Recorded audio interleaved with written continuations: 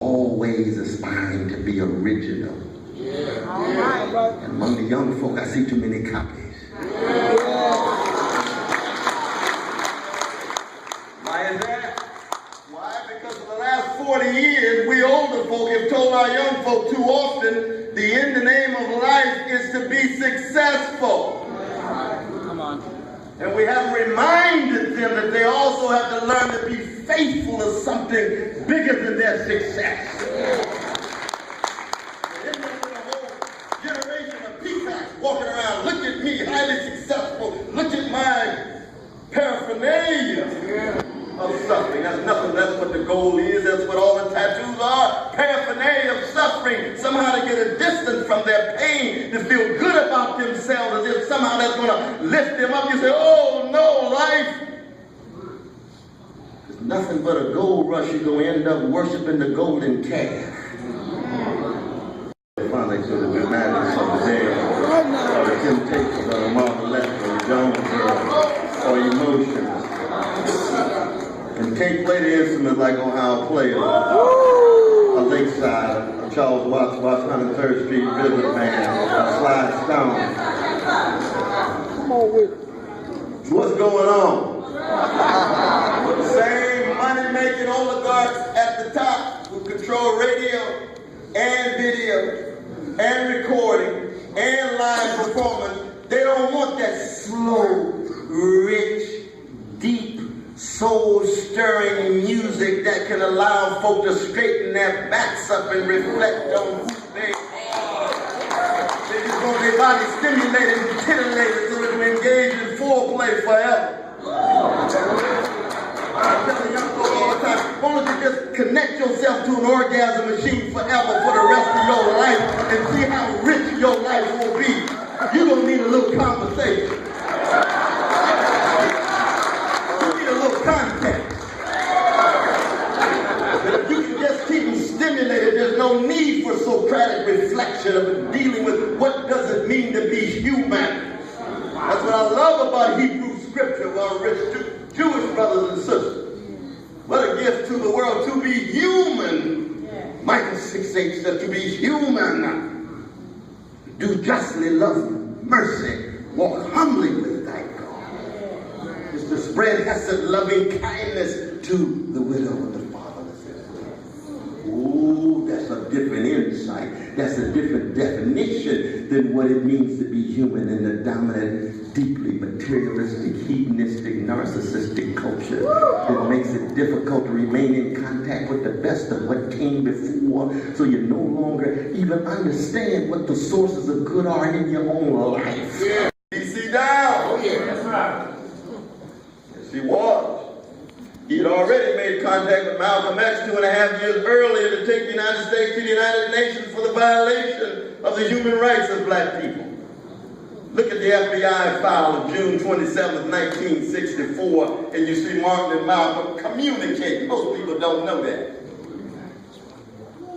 Or the last sermon that Martin was going to give, he wrote it down on a piece of paper when he was in Memphis in the room. The Lorraine Motel.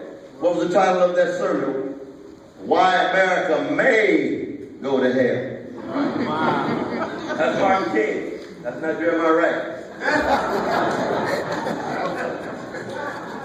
He didn't say America should go to hell. No. Catastrophe of racism, the economic catastrophe of poverty, and the imperial catastrophe of militarism. And those viruses will eat the heart and soul of your democracy in such a way you're going to end up with a dysfunctional Congress, with many of your congressmen and women just enacting legalized bribery and normalized corruption, giving the 15,000 lobbyists who bombard them every day with big money and write their own legislation in the name of corporate interests and Wall Street interests. You're going to end up with a culture, with a media that doesn't really want to engage in the truth, but wants to throw.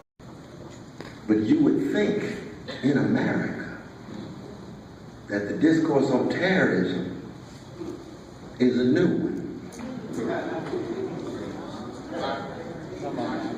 I say to myself, the first time I had a chance to talk about 9/11, I said, for the first time, all Americans feel unsafe, unprotected, subject to random violence, and hated for who they are. To be black in America.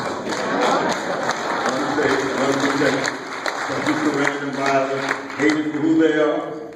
White brothers said, Brother West, I just can't get over this sense of being unsafe and unprotected and subject to random violence and hated for who I am. I just don't know what to do. This is a new era in human history.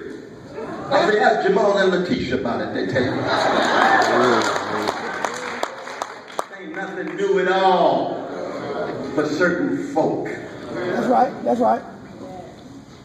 Black people, we've been on intimate terms. Nobody tells me who to love. I don't ask for nobody's permission as to who I love. But Jesus loved and free black man who loved everybody.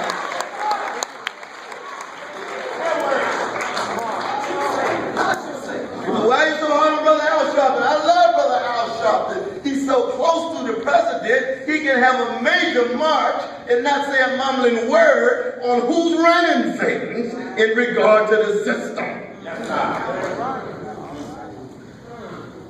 Well, if you do, you're helping Fox News. No, Fox News is on automatic lying.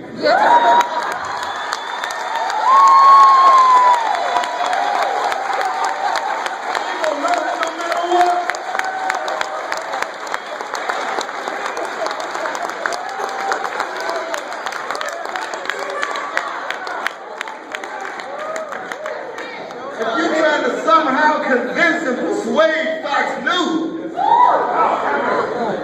then all of us on the way to the crack house. That drives you crazy. And I'm very honest about that. Because in the end, we at a moment now in black America, and it's going to be intense once our dear brother Barack Obama leaves the White House. And Sister Michelle leaves the White House with those two precious little girls. But they're not little anymore, they're growing beautifully. But the older girls, we're going to be in deep depression. Because then truth crushed the earth, rise again. All the suffering comes back at us. We got symbolic satisfaction, but on the ground catching hell. And the very moral and spiritual authority of what we have to say is going to be called into question. Because that next president might do exactly the same thing, and we want to bring critique to bear, but we didn't bring the critique to bear when it was against a black president, so they'll say, y'all have no integrity. It's false. It's illusory. And that a Palestinian baby has exactly the same value as a Jewish baby. Yes, sir. Yes, sir. Yes, sir. No more, no less, no less, no more. We keep track of the gangsters on both sides, the Jewish gangsters and the Palestinian gangsters. That's right.